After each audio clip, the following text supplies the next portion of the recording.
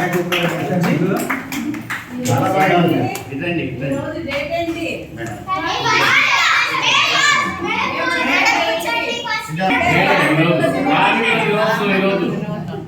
కార్మిక దినోత్సవం కదా, చెప్పండి. కార్మికులకి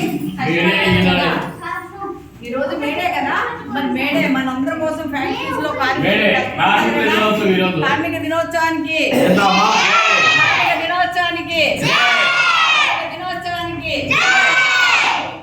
ఈ రోజు ఇంకో స్పెషల్ ఏంటి? ఇంక్విలాబ్ జిందాబాద్ అంటే ఎవరు?